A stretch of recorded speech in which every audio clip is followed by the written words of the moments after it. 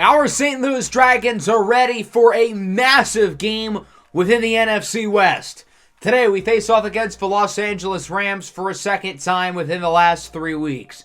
We look to sweep the Rams and put ourselves in great position of hopefully clinching the division. This will be the only game we go over today because I wanted to give it extra attention because it's such a big game. I was originally going to have a prospect profile today, but again, I felt like this game deserved all of its flowers, so we're going to save a prospect profile most likely for the next episode. So last time around, we had a doubleheader. We played against the Rams in LA, and then we played against the Cowboys. We blew out the Rams 42-14, our best win of the year, dominated on both sides of the ball. But then we lost to Dallas 28-38, but don't let the score deceive you. It really wasn't a high-scoring game, especially from our standards. Our offense just played well in garbage time down the stretch. So we're coming off a loss, looking to rebound, playing against a Rams team who we just blew out at their home 2 weeks ago. We have owned the Rams as of recently, dating back to last season where we swept them. And we've got an opportunity to do that again today. If the Rams win, we'll both have the same record in the division. We will even out the tiebreaker. And the last 4 weeks are going to be trouble. If we win, we're in a really good spot. The Rams apparently have had this game circled on their calendar, which is funny. Did they not have the last game circled on their calendar where we beat them on their home turf by 28 points a year after we swept them?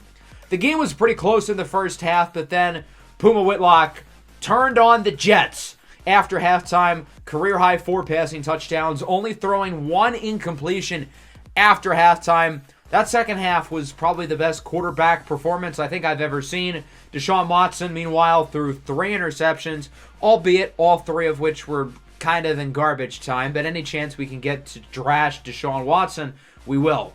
Arturo Modelo caught 11 passes, and obviously the defense did their job. Demore Diggins with 2 interceptions within the span of about a minute.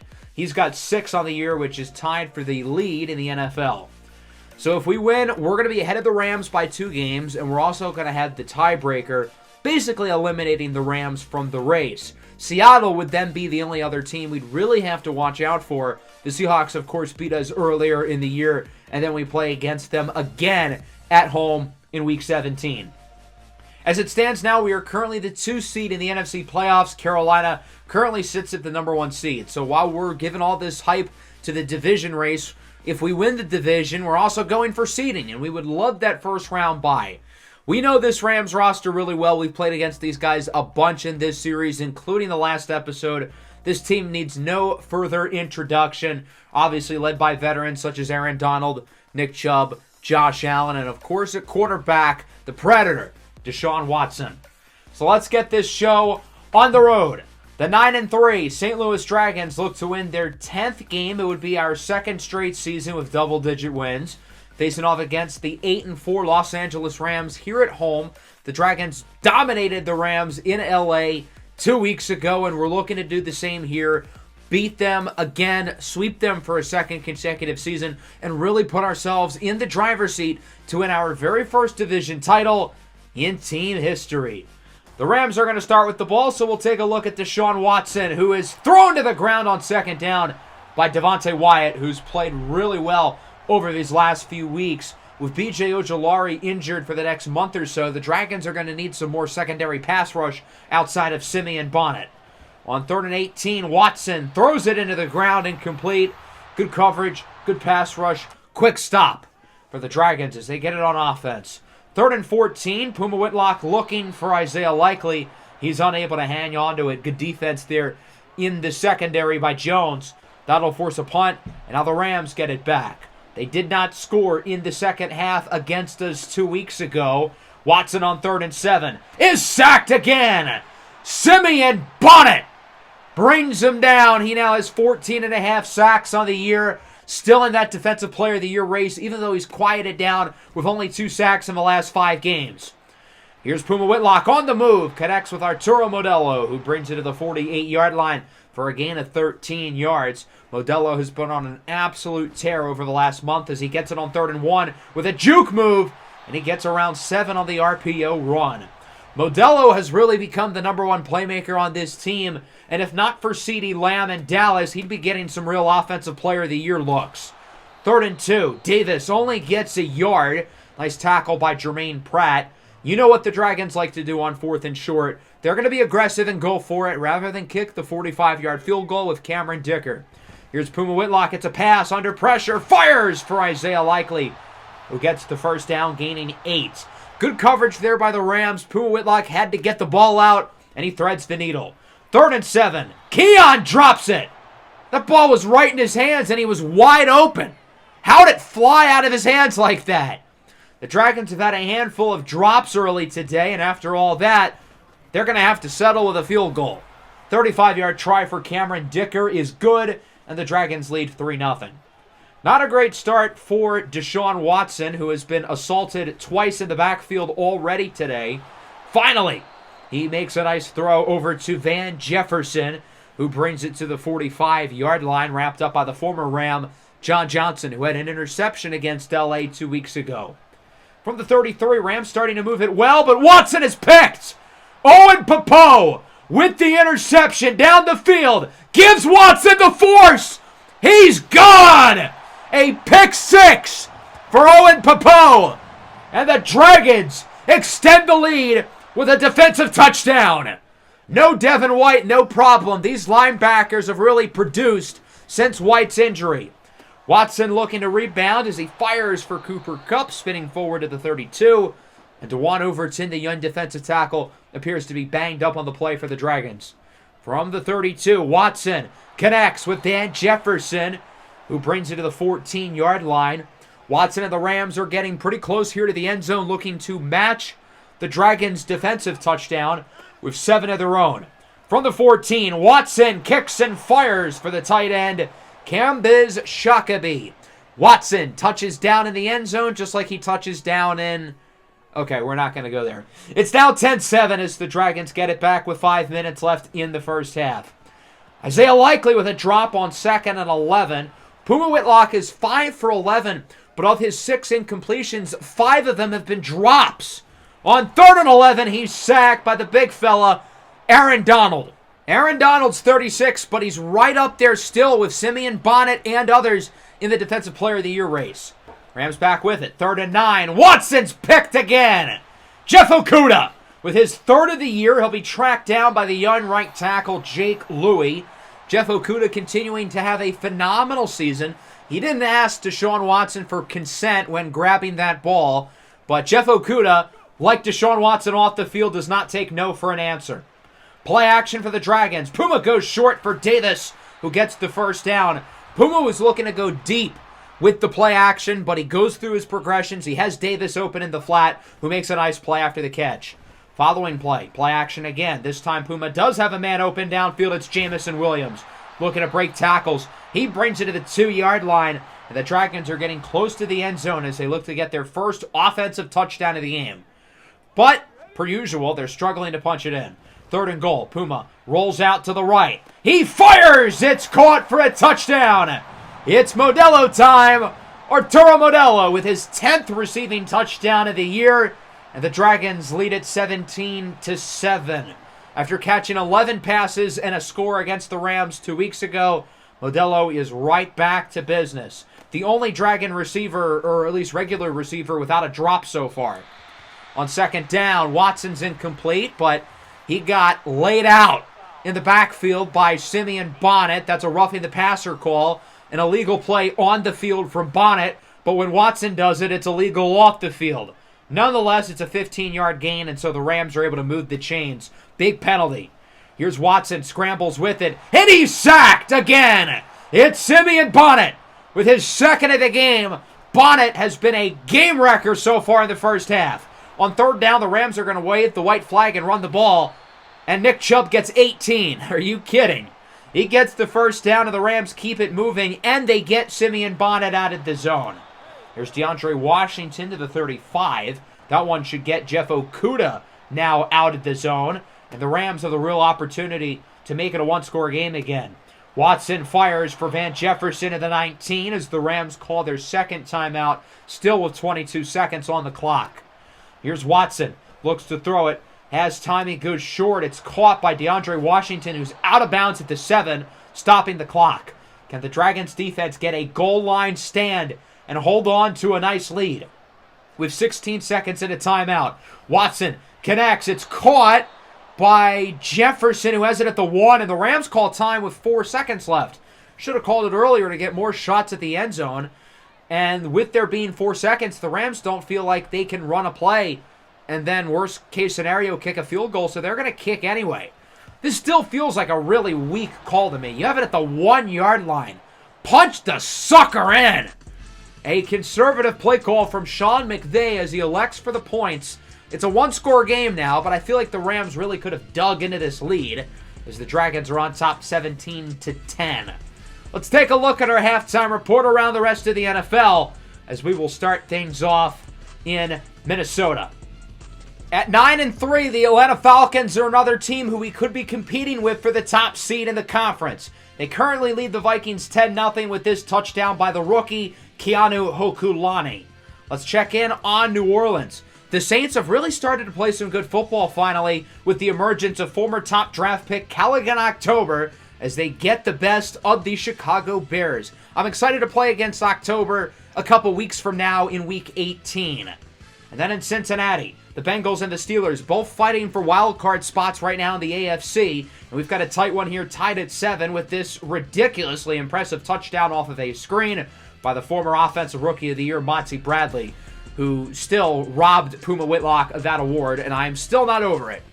Into the second half, we're in a good spot. We're up by 7. We start with the ball. I want to see more out of the passing game. I want to see if Puma Whitlock can emerge just as he did in the second half against the Rams a few weeks ago. And then defensively, if we stop Nick Chubb, I think we can win. Make Watson beat us. On second down, Weaver fumbles it! And it's picked up by the defense. The rookie, Alex Weldy Jr., recovers the fumble. A costly turnover there by the Dragons, and the Rams are going to start with really good field position at around the 30-yard line. Or are they? This play is going to be reviewed, and as soon as it happened, I immediately did not think it was a fumble. It always looked like that Griffin Weaver III was down, and as you can see very clearly here, elbows are down, knee is down. It seems like he's starting to lose control of the ball as he's going to the ground, but the play would be reversed, and so it's a gain of 4. But more importantly, the Dragons keep the ball. 3rd and 3. Short throw is caught for a first down by Greg Dortch, who comes down with a nice snag. Now at the opposing 47. Puma under pressure with a strike. It's hauled in by Tykeem Keon Jr., who gets the conversion. Another 3rd down now at the 20. Puma looks short for Modelo, fighting for yards, and they're going to give it to him. In real time, it didn't look like he got it, but I guess he was able to get the ball across the first down marker, and thus the chains move. 2nd and 10, handoff to Tornado Davis II, and he loses 2, wrapped up by Jermaine Pratt. The Rams' run defense looking strong today. 3rd and 12. What a strike from Puma to Isaiah Likely for the touchdown. The Dragons methodically marching down the field, taking nearly 7 minutes off the clock, running 16 plays, finished off by a dime from Puma to Likely. On 2nd down, Watson is thrown down to the ground. Fofana. It's Jabril Fofana who brings him down with the sack. The young linebacker out of Nebraska who's really stepped up since Devin White got hurt. 3rd and 10. Watson looks to run with it, and he's got plenty of wiggle room for a first down, and Deshaun Watson's hurt! Oh yeah, we're smoking on that Deshaun Watson pack tonight, fellas! The last time we injured Deshaun Watson, I put a funny meme in the video and ended up getting copyrighted. As much as I want the video to be funny, I also care about my bank account, so I'm going to be smart and not make the same mistake this time. As he's going to the locker room, it looks like his day is done. So Durham Brown, the young quarterback out of Syracuse, is going to have to replace him the rest of the way. Brown under pressure, goes short, and it's caught for a gain of 5 by Chubb, wrapped up by Jalen Bourgeois. So the Dragons get the stop. Deshaun Watson's out of the game. The Rams have a much worse quarterback on the field, but I would assume a much better citizen off the field. Puma on the run is intercepted! Jermaine Pratt picks it off. The Dragons had an opportunity to take this game away on this possession, and, well, They don't. They immediately turn it over. And the Rams get it with good field position as Chubb is smothered in the backfield for a loss of a yard.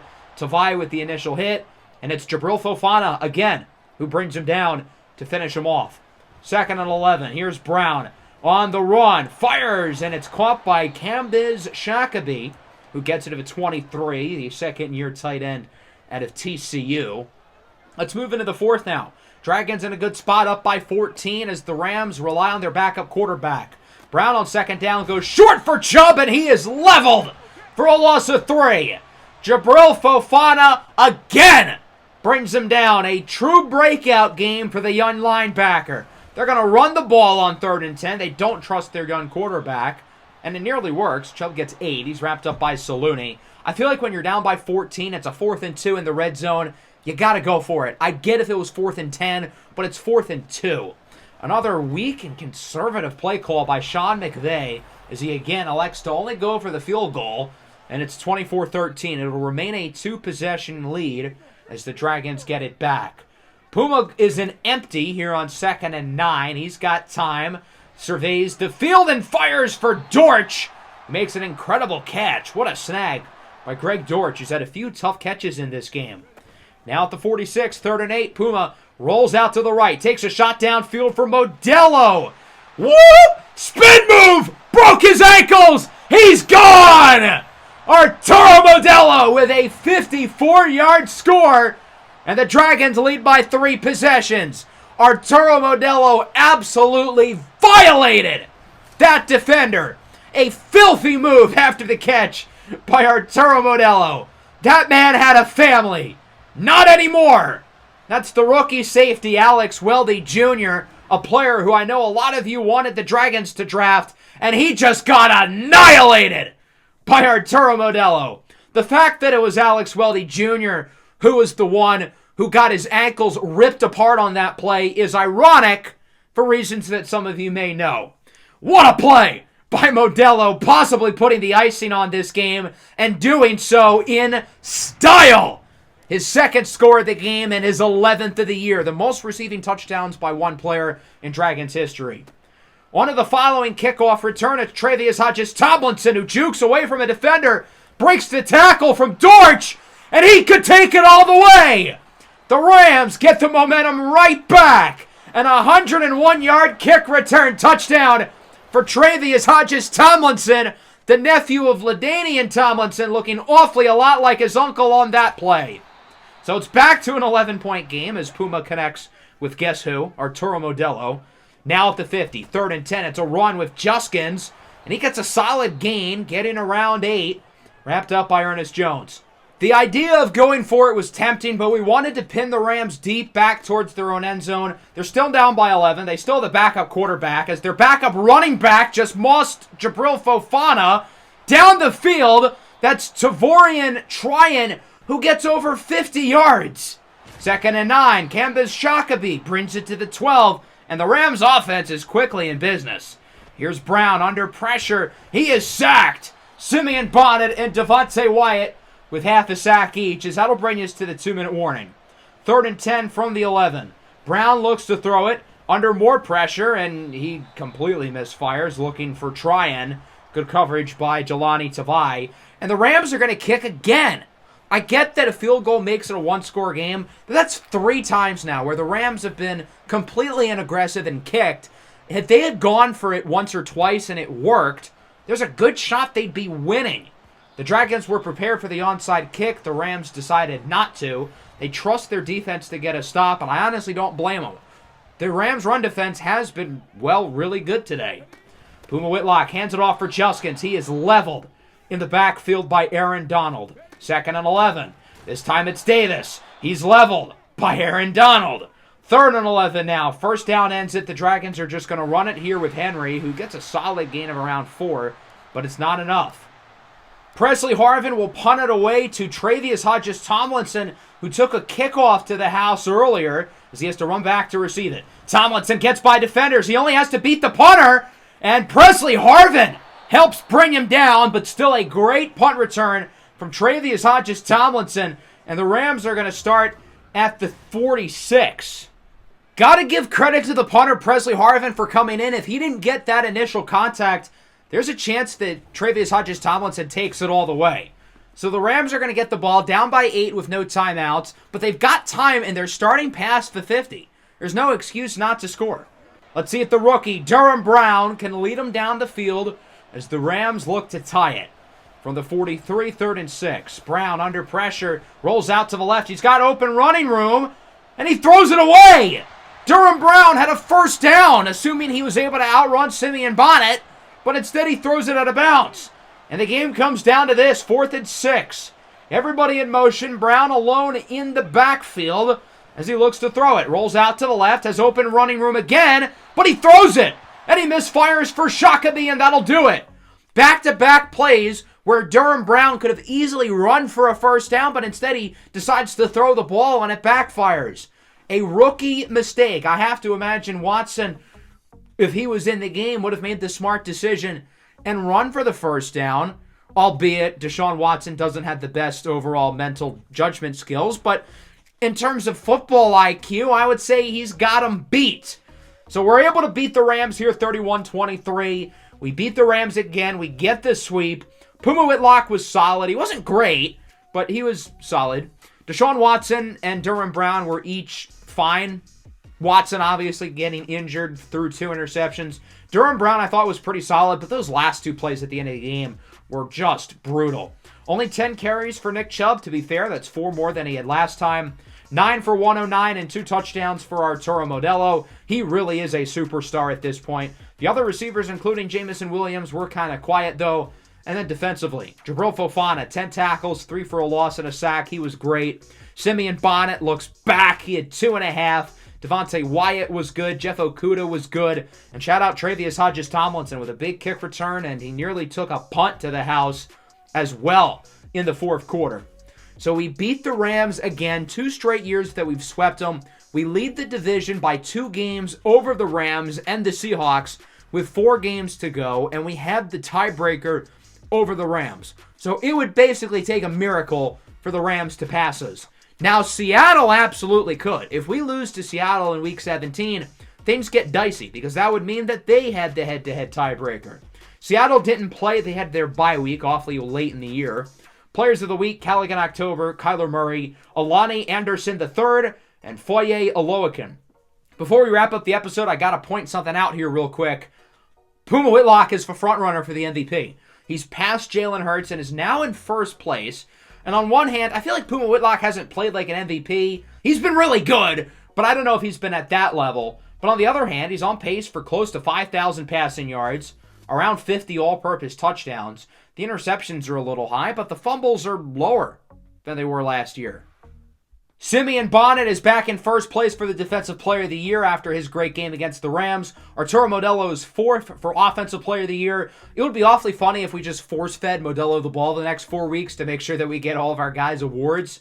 I do want to point out that with Carolina losing this week, we are now the number 1 seed, which is pretty cool. So if we win out, which is a whole lot easier said than done, we're playing against some really good teams, we not only would win the division, which we're in a good spot with, but we would get a first-round bye, and the NFC playoffs would run through St. Louis. It's not going to be easy, though. We've got some tough games on the slate. New England in Week 15, Kansas City in Week 16, both of which are on the road. Both of those teams have won Super Bowls in this series. And then Seattle in Week 17. That game could decide the division, followed by the Saints at the end of the year. So that's going to wrap up the episode. I hope you guys enjoyed it. I know it was a shorter one. I would have had a prospect profile here, but I wanted some extra time to work on the draft class. And again, I felt like this game kind of deserved its own episode because, well, it was pretty important. Make sure to leave a like and subscribe to the channel if you are new. Peace out.